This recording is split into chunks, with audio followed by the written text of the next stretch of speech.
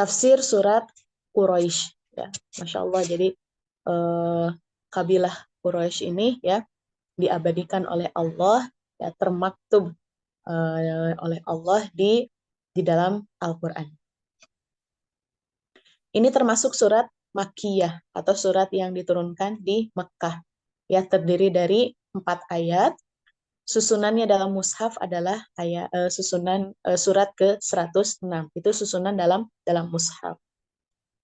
Quraisy adalah kabilah yang paling terkenal di Jazirah Arab. Ya, karena orang Quraisy ini mendapatkan kehormatan untuk menjaga Ka'bah, untuk menjaga Baitul Haram. Ya, mereka menjamu para jamaah haji, ya, sehingga ini merupakan eh, kehormatan yang begitu besar, ya, yang diterima oleh kaum Quraisy atau oleh kabilah Quraisy, ya. Dan juga Quraisy ini adalah tempat tumbuhnya Nabi Muhammad SAW. Karena Nabi Muhammad SAW ya merupakan eh, keturunan kabilah Quraisy. Ya, ini artinya bahwa sebenarnya ketika Nabi Muhammad SAW berdakwah gitu ya, mengajak orang-orang Quraisy untuk menyembah Allah, sebenarnya tidak ada alasan mereka untuk menolak dakwahnya, karena jauh sebelum Nabi Muhammad SAW lahir ya, orang Quraisy ini telah diberikan privilege atau keistimewaan ya oleh Allah Subhanahu Wa Taala, ya, karena kabilah Quraisy inilah yang akan lahir dari kabilah ini nabi terakhir, nabi yang ditunggu-tunggu oleh seluruh kaum muslimin ya. Sampai kelahiran Nabi Muhammad SAW ini termaktub, dijelaskan ya secara rinci di dalam kitab Taurat dan Injil. Ya, otomatis gitu kan.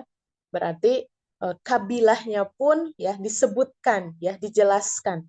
Nah, ya sehingga apapun yang akan merusak ya kabilah ini ya sebelum datangnya Nabi Muhammad SAW, maka Allah akan jaga ya. Surat Quraisy ini turun setelah surat At-Tin ya. Dan di sini tidak disebutkan lafadz jalalah ya, tidak disebutkan lafadz Allah, tapi di sana ada falyabudu robba, adanya kata robba. Ya, nanti kita akan mengetahui kenapa tidak menggunakan falyabudullaha, maka hendaklah kalian beribadah kepada Allah, tapi Allah menggunakan kata robba ya. Insyaallah dijelaskan. Jumlah katanya ada 17, jumlah hurufnya ada 73 huruf. Jadi kalau kita membaca surat Al-Quraisy ya, itu artinya kita sudah mendapatkan pahala kebaikan sebanyak 730 kebaikan ya. Masya Allah. Tema utamanya dalam surat ini adalah tentang nikmat Allah kepada kaum Quraisy dan mengajak mereka untuk menyembahnya. Ya, jadi tema utamanya adalah Allah mengingatkan nikmat-nikmat yang Allah berikan kepada mereka, sehingga ini menjadi alat ya untuk mereka beribadah kepada Allah. Ya, sehingga ini menjadi penyebab mereka beribadah kepada Allah. Ya, berarti di sini sebenarnya Allah sudah mengetahui, tentu saja Allah sudah mengetahui bahwa nanti di antara kaum Quraisy ada orang-orang yang menolak ya dakwah Nabi Muhammad SAW ya, meskipun diceritakan ya dan disebutkan eh, apa saja kenikmatannya, akan ada orang-orang yang menolak untuk menyembah kepada Allah ya. Adapun susunan turunnya itu surat ke-29 ya, jadi memang surat awal ya yang turun kepada Nabi Muhammad SAW ya. Dalam riwayat Qalun, jumlah ayat surat Al-Quraisy itu 5 ayat ya. Kalau kita riwayat Hafs dan riwayat yang lainnya selain riwayat Qalun, itu jumlah ayat surat Al-Quraisy itu berapa? 4 ayat ya. Adapun di riwayat Qalun itu 5 ayat. 5 ayatnya di mana? Ayat terakhir dibagi kepada 2 ya, dibagi 2. alladzi at'amahum min ju'. Itu satu ayat. Wa amanahum min khawf. Itu ayat terakhir. Jadi 5.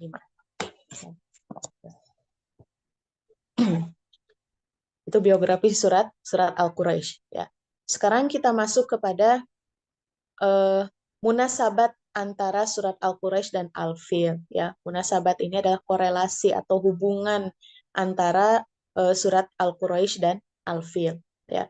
Makanya saya sebelum menjelaskan surat Al-Quraisy ya, maka saya mendahulukan dulu surat Al-Fil ya, sehingga terbayang ya bagaimana Allah menjaga Ka'bah untuk kepentingan siapa gitu ya. Bukan untuk kepentingan apa namanya orang lain, tapi untuk kepentingan orang Arab sendiri, khususnya ya orang Quraisy yang mereka menjadi kabilah utama ya di Jazirah Arab. Oke, munasabah atau kaitan yang pertama adalah ibu-ibu bisa sambil mencatat ya supaya tidak ngantuk dan supaya nanti bisa dibaca-baca lagi. Surat Al-Fil ini membicarakan dan menjelaskan tentang nikmat Allah kepada penduduk Makkah ya, dengan menghadang pasukan gajah dan menghancurkan kejahatan Abraha yang bermaksud menghancurkan Baitul Haram ya. Jadi kalau di surat Al-Fil ya, di antara nikmat Allah kepada orang Arab ya, kepada Jazirah Arab, khususnya orang Makkah dan kabilah Quraisy, yaitu apa? Allah menghancurkan tipu daya dan rencana jahat Abraha dan tentaranya untuk menghancurkan Ka'bah. Nah, di surat Al-Quraisy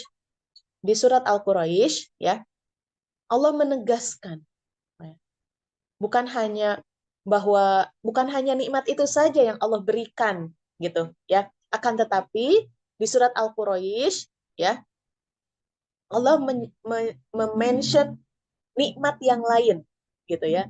Jadi setelah nikmat keamanan ya, setelah nikmat dihancurkannya atau dibinasakannya tentara gajah itu ya, maka Allah berikan nikmat yang lain ya, yang disebutkan dalam surat Al-Quraisy, yaitu nikmat apa? Nikmat rezeki dan rasa aman ya, nikmat rezeki dan rasa aman. Nah, karena bisa dipastikan kalau misalnya Abraha dibiarkan berhasil menguasai Ka'bah ya, otomatis Ka'bah itu akan dihancurkan ya, otomatis Ka'bah itu akan dihancurkan. Sedangkan ya, salah satu sumber rezeki orang-orang Quraisy dan kabilah-kabilah di sekitarnya adalah dengan kunjungan orang-orang ke Ka'bah ya. Jadi kayak kita gitu ya, kalau misalnya negara itu salah satu income-nya atau pemasukannya itu ada yang mungkin dari pariwisata ya, ada yang mungkin dari apa namanya ekspornya gitu kan ya. Nah, sampai saat ini, sampai detik ini ya, kunjungan kaum muslimin dari seluruh dunia ke Baitul Haram ya, dengan adanya Ka'bah itu sangat melimpah. Otomatis itu akan memberikan ya sumber rezeki kepada orang-orang Arab ya. Dan juga bukan hanya menghilangkan sumber rezeki ketika pasukan Abraha berhasil ya menduduki Ka'bah ya, menduduki Mekah, akan tetapi otomatis tidak akan ada rasa aman. Kenapa? Karena di daerah mereka ya akan banyak sekali tentara bersenjata ya, sehingga orang-orang mukimin atau orang-orang yang asli orang Mekah tidak akan merasa aman ya tinggal di daerah mereka gitu. Ya, Masya Allah ya, ini hikmahnya luar biasa. Jadi hikmah dihancurkannya Abraha gitu ya, nikmatnya ya, kenikmatannya terasa oleh kita sampai sekarang ya. Jadi bisa dibayangkan ketika Ka'bah itu ya, ketika Ka'bah itu dihancurkan, dikuasai oleh orang Abraha, maka tidak akan ada lagi musim haji, ya, tidak akan lagi ada orang yang bisa berumroh gitu. Karena tujuan orang Islam ke Mekah itu adalah untuk dua hal, yaitu umroh dan haji gitu ya. Masya Allah. Yang kedua, surat Al-Fil ini diakhiri oleh kata faja'alahum ka'asfim ma'kul, ya, menjelaskan akhir perjalanan orang-orang yang durhaka, yang ingin menghancurkan Ka'bah. Maka Allah jadikan mereka hancur seperti daun yang dimakan ulat. Ya. Faja'alahum, maka Allah menjadikan mereka ka'asfim ma'kul, ya, seperti daun yang dimakan ulat. Ini adalah akhir dari surat Al-Fil. Pertanyaannya, mengapa harus sehancur itu? Ya, mengapa harus sehancur itu gitu? Ya, jadi kalau peperang tadi seperti saya sampaikan, ya, kalau peperangan dengan kaum muslimin ya di zaman Nabi Muhammad SAW, ya, setelah hijrah gitu ya, itu kan kaum musyrikin tidak dihancur leburkan, ya, tapi mereka masih bisa eh, membalas dendam, masih bisa merencanakan perang perang balasan, ya. Akan tetapi, ya, pasukan Abraha sekali penyerangan, mereka langsung diluluh lantah, ya. Tidak tersisa apapun dari usaha mereka, ya. Hancur lebur. Mengapa gitu ya? Kenapa gitu, ya. Yang pertama adalah karena kebiasaan orang Quraisy. Nah, jawabannya ada di surat Al-Quraisy ayat pertama, ya. Jadi faja'alahum ka'asfim ma'kulil li'ilafi Quraisy gitu ya. Gitu ya, karena kebiasaan orang Quraisy. Yang kedua adalah agar orang-orang Quraisy bisa bersatu bersama-sama, ya, bisa bersatu, tidak terpecah belah gitu ya. Mereka bergandengan tangan, ya, untuk apa namanya? Untuk menjaga kehidupan, ya, untuk menjaga kehidupan sosial mereka, ya, untuk menjaga daerah mereka, untuk menjaga Baitul Haram gitu ya. Kemudian agar orang-orang Quraisy bisa hidup tenang, ya. Nah, jadi eh, apa namanya? Pendapat yang kedua ini, bukan pendapat yang kedua. Poin yang kedua ini, ya, korelasi yang kedua ini adalah kenapa Allah luluh lantahkan pasukan Abraha, ya, sehancur-hancurnya. Yaitu tadi li'ila fi Quraisy. Jawabannya ada di ayat pertama surat surat Al-Quraisy. Karena eh, makna ayat akhir surat Al-Fil ini, ya, itu adalah sebab terrealisasinya ayat terakhir surat Al-Quraisy, ya, gitu. Sebab terjadinya ayat terakhir surat Al-Quraisy, yaitu apa? Sumber rezeki, ya, Allah memberikan rezeki kepada mereka dan juga Allah memberikan keamanan kepada mereka, gitu ya. Eh, oleh karenanya oleh karenanya nanti kita akan ketahui ya Bu ya, apa sih kebiasaan orang Quraisy itu gitu ya. Kesenangan orang Quraisy itu emang apa gitu. Sampai Allah harus memberikan rasa aman kepada mereka, ya. Nah, Umar bin Khattab, ya, kalau membaca surat Al-Fil itu pasti digabung dengan surat Al-Quraisy, ya. Contohnya seperti yang tadi saya bacakan, ya. Akhir surat Al-Fil itu faja'alahum ka'asfim ma'kul. Kemudian awal ayat surat Al-Quraisy itu li'ila fi Quraisy. Maka kalau Umar bin Khattab itu menggabungkan faja'alahum ka'asfim ma'kulil li'ila fi Quraisy gitu ya. Saking hubungannya yang erat, yang kuat, ya, dari dua surat. Kemudian pertanyaan selanjutnya, ya, masih sama tentang ka'asfim makul, ya, seperti daun yang dimakan ulat. Maksudnya ini adalah akhir kehidupan apa namanya tentara Abraha dan tentaranya. Ya, kenapa sampai mereka hancur? Ya. Yang kedua adalah karena orang Quraisy senang berkumpul. Ya, berkumpulnya mereka bukan hanya berkumpul tanpa arti, tanpa tujuan, tanpa makna.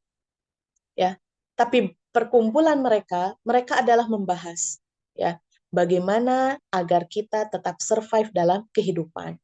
Mereka saling tolong menolong, mereka saling mengasihi gitu ya. Mereka saling mensupport gitu. Nah, ini kelebihan kelebihan orang Arab gitu ya. Jadi mereka senang berkumpul ya, dan berkumpulnya itu untuk membahas kemajuan daerah kemajuan daerah mereka ya, agar tidak ada orang yang mati kelaparan ya, agar tidak orang yang ada di garis kemiskinan yang sangat rendah gitu ya. Mereka berkumpul untuk itu, merencanakan sesuatu ya. Maka ya meskipun mereka orang musyrik, tapi mereka ya selalu memikirkan kepentingan orang banyak ya, maka Allah berikan pertolongan kepada mereka gitu ya. Maka sebaliknya, ketika ada orang-orang yang berkumpul ya, berkonspirasi untuk keburukan ya, untuk kemadorotan orang banyak, maka Allah akan menurunkan siksa. Itu maksudnya gitu ya. Kak, eh, apa namanya di sini ya, di sini maksud dari Allah, kenapa Allah menghancurkan pasukan Abraha itu sehancur-hancurnya, ya ini alasan yang selanjutnya ya, karena mereka orang-orang Quraisy dan kabilah yang lain itu ya, mereka hidup saling bergandengan tangan, saling mengasihi ya, mereka tidak egois ya, hanya mementingkan diri sendiri, akan tetapi mereka juga memerhatikan kebutuhan orang lain. Maka kan sebenarnya ini adalah tujuan ya dari pendidikan gitu. Saya kemarin dengerin salah satu podcast gitu ya tentang pendidikan, bahwa tujuan pendidikan, adanya pendidikan di Indonesia itu bukan hanya untuk menjadikan orang pintar gitu, tapi bagaimana orang-orang yang berpendidikan itu mereka memikirkan maslahat orang banyak gitu ya. Jadi ciri orang berpendidikan itu bukan dilihat dari gelarnya yang mentereng gitu ya, bukan dilihat dari gelarnya yang banyak, bukan dilihat dari perpustakaannya yang besar gitu ya, tapi indikasi orang berpendidikan itu adalah dia selalu memikirkan orang banyak. Bagaimana agar ilmu saya, bagaimana agar keahlian saya, kemampuan saya ini ya bisa mendatangkan kebaikan untuk orang banyak. Itulah orang yang berpendidikan gitu. Jadi kalau misalnya orang orang itu ilmunya banyak gitu ya, akan tetapi dia hanya mementingkan dirinya saja ya, dan segelintir kecil ya dari keluarganya, maka itu tidak bisa disebut orang yang berpendidikan. Maka istilahnya output ya, bukan output sih, outcome ya. Outcome dari pendidikan ini adalah seberapa banyak ya, seberapa banyak ya orang-orang yang sudah selesai dari bangku pendidikannya ya, dia bisa memikirkan ya, bisa berinovasi ya untuk kebermanfaatan atau untuk kemaslahatan orang banyak gitu ya. Jadi bisa terlihat lah, bisa tergambar gitu ya di negara kita gitu ya. Belum ya, eh, apa namanya, outcome-nya ini belum terlalu merata gitu ya. Masih banyak sekali orang-orang yang hanya mementingkan diri sendiri. Nah, ini adalah petunjuk dari Allah gitu ya. Bukan berarti ya udah saya orang orang musyrik aja gitu, nggak usah nyembah Allah, yang penting saya hablum minannasnya bagus, nggak juga gitu ya. Maksudnya orang musyrik saja ditolong oleh Allah, apalagi orang Islam, ya. Maka Allah akan benar-benar maka Allah akan benar-benar memberikan kebaikan ya kepada orang-orang yang selalu memikirkan eh, orang lain ya. Jadi kebermanfaatan untuk orang lain.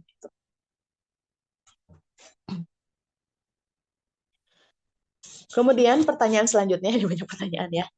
Mengapa surat Al-Quraisy diawali dengan huruf jar atau huruf ta'lil? Li. Ya, li itu karena. Tanpa ada kata kerja yang mengikat. Ya, biasanya kan nggak ujug-ujug. Karena saya enggak gitu. Ya. Ya. Atau karena sekolah itu enggak. Pasti ada kata kerja sebelumnya. Saya makan karena lapar. Kan seperti itu. Sedangkan di sini tidak ada kata kerjanya. Tiba-tiba li'ila fi Quraisy, ya, karena kesenangan kaum Quraisy, atau karena kalau di terjemahan Indonesia karena kebiasaan orang-orang Quraisy gitu ya. Kenapa gitu? Nah, yang pertama ini adalah ada kaitannya dengan ayat terakhir ya, dengan ayat terakhir surat Al-Quraisy ya. Ayat terakhir surat Al-Quraisy itu apa? Alladzi at'amahum min ju'in, ya. Yang dia Allah ya, Allah yang memberikan makan mereka ya dari kelaparan dan memberikan keamanan mereka dari ketakutan. Ini ada kaitannya dengan ayat terakhir ya, yaitu bahwa kebersamaan mereka ya, saling berkasih sayangnya mereka ini adalah membuahkan nikmat rezeki dan rasa aman gitu ya. Saya ingat dulu waktu awal-awal di Mesir, awal-awal revolusi ya, otomatis ekonomi juga menjadi kacau ya, sehingga memang kejahatan pun ya menjadi sangat marak gitu ya. Banyaknya pencurian gitu, kita pun tidak aman sampai ada jam jam malam gitu ya, setelah jam 7 kita tidak boleh keluar gitu. Ini karena ada segelintir orang-orang yang hanya memedulikan kepentingan mereka saja, gitu ya. Maka Allah pun azab dengan itu. Padahal negeri Mesir adalah negara yang dominannya atau mayoritas orang Islam gitu. Akan tetapi ketika ada kesewenang-wenangan, ketika ada ketidakadilan, ketika tidak ada kemerataan ya, ketika orang-orang sangat egois ya, sangat mendewakan kepentingan mereka gitu, maka Allah akan jadikan negaranya tidak aman ya. Kemiskinan semakin menganga gitu ya. Nah itu. Sedangkan kenapa diawali oleh li'ila fi Quraisy, ada kaitannya dengan ayat terakhir ya. Kenapa Allah memberikan mereka rezeki, memberikan mereka rasa aman gitu ya, karena kebersamaan mereka ya, karena kesolidan mereka gitu ya. Jadi istilahnya kepentingan mereka adalah kepentingan umum gitu, bukan kepentingan pribadi gitu ya.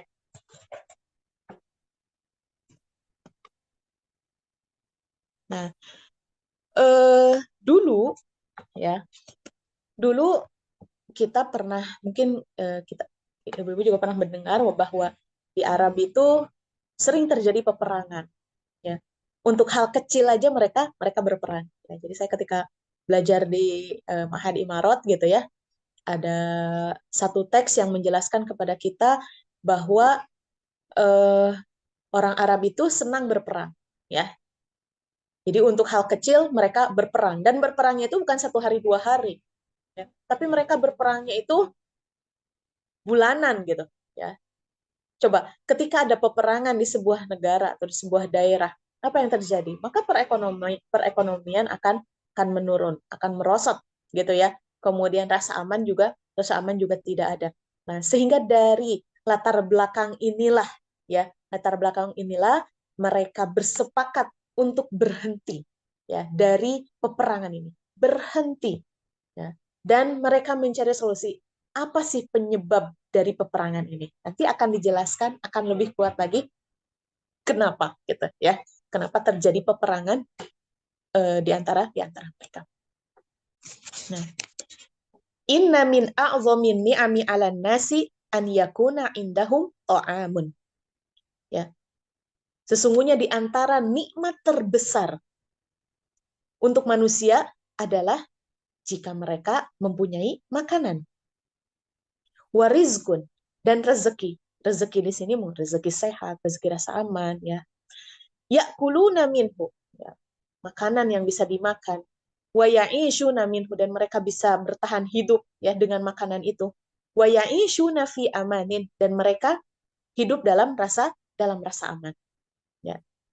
Bahkan kata salah seorang ulama bahwa sebenarnya kita ini raja, ya. Yang disebut raja itu bukan seorang yang memiliki harta yang banyak, ya, memiliki kekuasaan, ya, memiliki kekuasaan yang tak terbatas. Raja itu adalah ketika kita mempunyai makanan, ya, kemudian kita merasa aman, itu kita sudah menjadi seorang raja.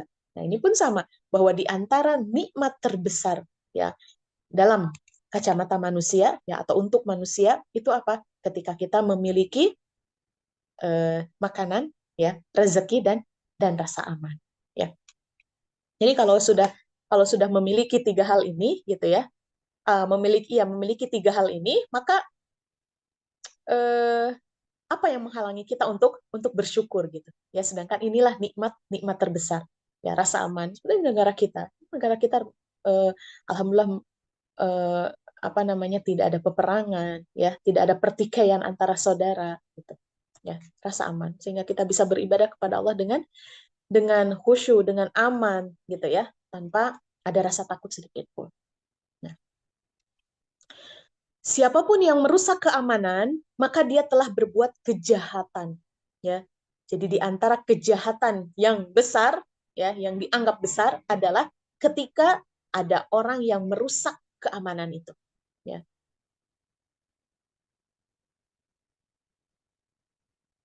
Nah, bagaimana Allah memberikan nikmat aman dan rezeki pada orang Quraisy, ya? Padahal, gitu kan, tadi ya, padahal mereka itu orang-orang yang musyrik, ya.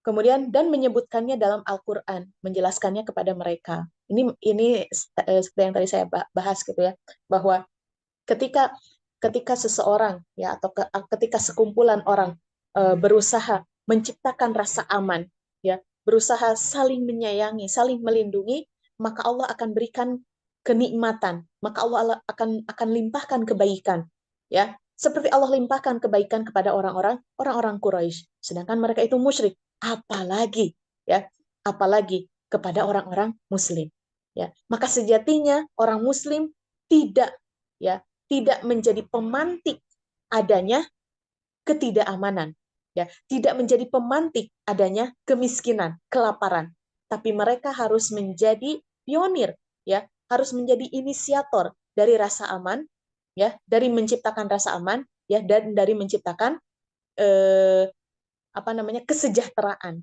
gitu. Karena Rasulullah SAW bersabda, gitu ya, dari Jabir, dia berkata, Rasulullah SAW bersabda, al-mu'minu ya'lafu. Nah, ini sifat mukmin, gitu ya. Di antara sifat mukmin itu al-mu'minu ya'lafu, ya. Seorang mukmin itu ya'lafu. Ya'lafu itu ramah, ya.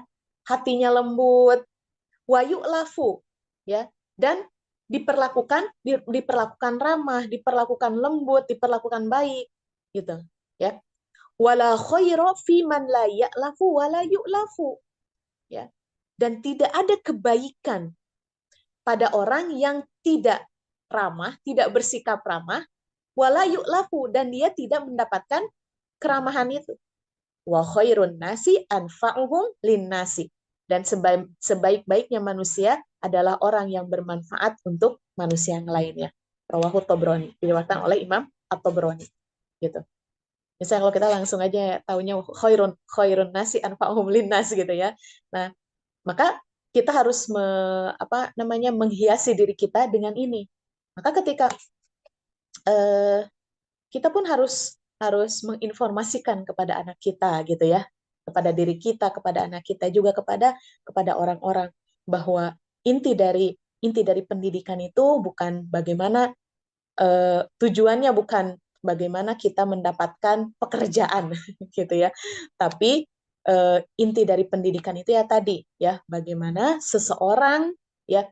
Bagaimana pendidikan ini bisa melahirkan, ya, bisa melahirkan persepsi dalam diri seseorang bahwa saya, ya, sekolah itu agar saya bisa bermanfaat untuk orang banyak, gitu ya. Jadi sifat egosentrisnya itu tidak mendominasi, gitu ya. Karena ternyata ini relevan dengan sifat seorang mukmin. Seorang mukmin itu hatinya lembut, ya, hatinya mudah mudah terenyuh, gitu ya, hatinya mudah berkasih sayang, gitu. Maka dia dengan kelembutan hatinya, dengan keramahan dirinya, gitu ya, maka dia akan memperlakukan orang lain dengan ramah dan dengan lembut, dengan penuh perhatian, gitu ya, sangat care, gitu, dengan simpati, gitu ya. Oke.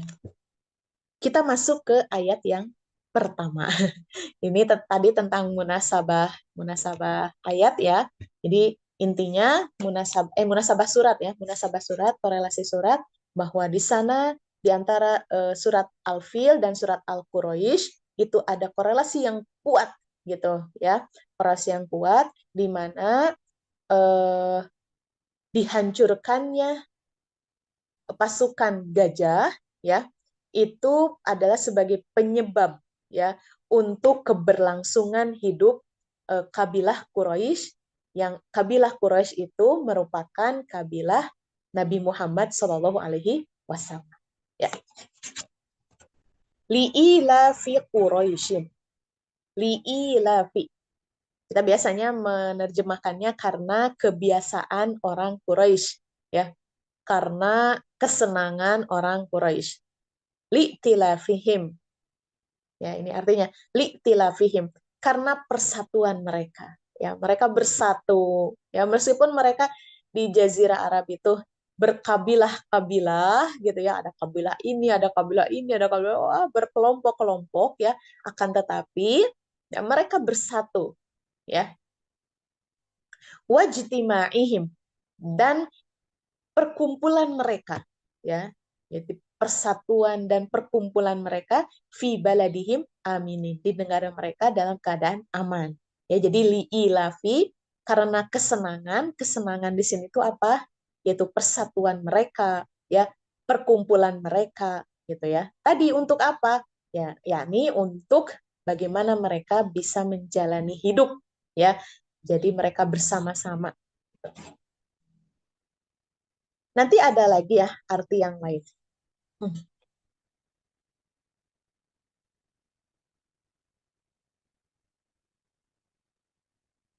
Oke.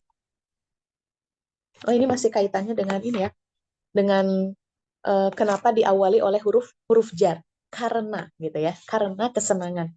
Tadi pendapat yang pertama, tadi pendapat yang pertama apa? Karena kebersamaan mereka ya, perkumpulan mereka untuk merumuskan ya perkara-perkara yang berkaitan dengan maslahat orang banyak ya. Pendapat yang kedua adalah bahwa huruf lam berkaitan dengan ayat setelahnya ya. Dengan ayat setelahnya itu apa? Dengan ayat setelahnya itu fal ya'budu rabb hadzal bait. An li ila fi Quraisy ila fihim rihlatash shita'i wasif fal ya'budu rabb hadzal bait. Gitu. Ya. Karena kesenangan kalian gitu ya. Kemudian karena kenikmatan yang Allah berikan kepada kalian, falya'budu, maka beribadahlah kalian ya, Rabb hadzal bait, kepada Tuhan rumah ini. Ya. Ai min ajli ni'mati allati an'amaha Allahu ilaikum ya ahla Quraisy. Ya.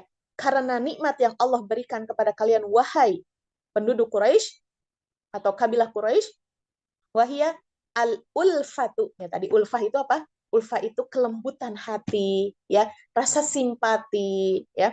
Wat tajammu, dan saling berkumpul, ya. Wat ta'aluf, saling mengasihi, ya. Alaikum an ta'budullaha. Maka oleh karena itu beribadahlah kepada Allah. Ibu-ibu rahimakumullah, kita tahu bahwa yang melembutkan hati itu adalah Allah. Yang menyatukan hati itu adalah Allah. Ya. Yang namanya manusia itu kan egois. pada hakikatnya manusia itu egois gitu ya, tidak peduli kepada orang lain ya. Akan tetapi ada orang-orang yang peduli dengan orang lain. Ada orang-orang yang merasa yang mudah merasa sayang kepada orang lain, mudah membantu orang lain. Itu karena apa? Bukan karena kekuatan dirinya, bukan, tapi karena Allah telah melembutkan hatinya. Begitupun Allah melembutkan hati orang-orang Arab, ya, khususnya orang Quraisy, ya, sehingga mereka bisa hidup bersama meskipun dengan kelompok yang berbeda-beda, gitu ya, tapi mereka bisa hidup hidup bersama. Gitu. Ini karena Allah melembutkan hati mereka.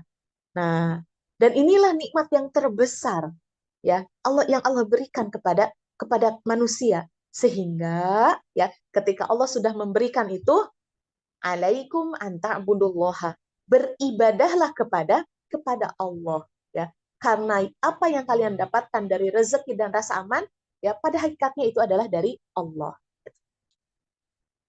Maka eh, ketika kita berdakwah kepada diri kita sendiri, ya, atau kepada keluarga kita sendiri, atau kepada orang lain secara umumnya, maka mengikat nikmat dengan kewajiban beribadah itu adalah sesuatu yang penting, ya. Misalnya kita ketika iman kita sedang down gitu ya, maka apa yang harus kita lakukan gitu ya, ketika kita sedang malas, ini wah semuanya malas gitu kan ya, apa yang harus kita lakukan? Yang kita lakukan adalah kita mengingat lagi apa sih nikmat Allah kepada kita menghitung apa nikmat Allah kepada kita gitu ya, mengingat-ingat kembali. Nah, begitupun ketika dakwah gitu ya, kita harus mengingatkan anak-anak kita, mengingatkan orang lain itu bahwa nikmat Allah itu luar biasa ya, dan Allah tidak meminta balasan itu semua ya, yang Allah tuntut adalah ibadah kepadanya ya. Orang-orang Quraisy ya, itu mereka meyakini tauhid tauhid rububiyah ya. Jadi kan tauhid itu ada tiga: tauhid uluhiyah, tauhid rububiyah, tauhid asma wa sifat ya.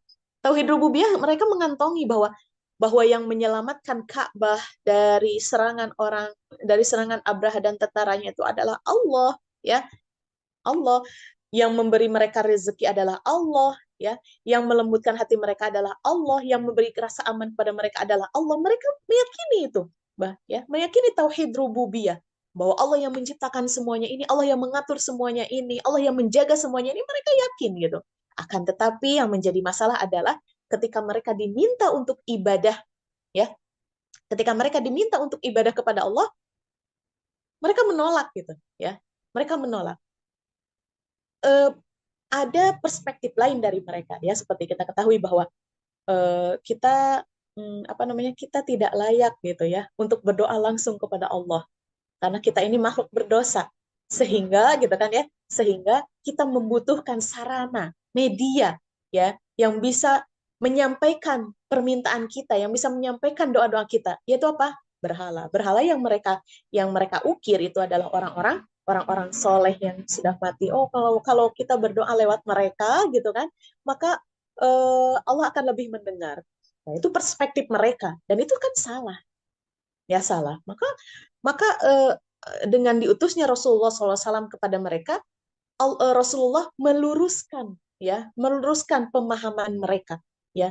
Jadi interpretasi yang salah dari diri mereka itu Rasulullah luruskan gitu ya. Akan tapi faminhum man amana wa minhum man kafar. Di antara mereka ada yang beriman, di antara mereka ada yang kufur saja. Meskipun Rasulullah SAW telah mengingatkan mereka dengan berbagai kenikmatan, dengan berbagai apa namanya, apa yang Allah sudah lakukan kepada mereka ya, meskipun mereka sudah mempunyai bekal tauhid rububiyah, tapi untuk melaksanakan tauhid uluhiyah ada saja yang tidak mau ya.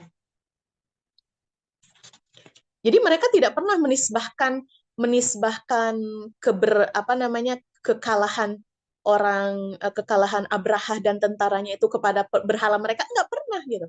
Oh, ini kita Ka'bah ini terlindungi ya, Ka'bah ini eh, aman ya dari serangan Abraha dan tentaranya ini karena berhala-berhala kita. Tidak.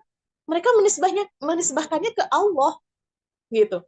Ya, makanya falyabudu robba, di situ ada robba, gitu, bukan Allah, ya, robba. Robba itu berarti tauhid, tauhid rububiyah, karena mereka meyakini gitu, ya, bahwa mereka mendapatkan rasa aman itu dari Rob, dari Allah, gitu, ya.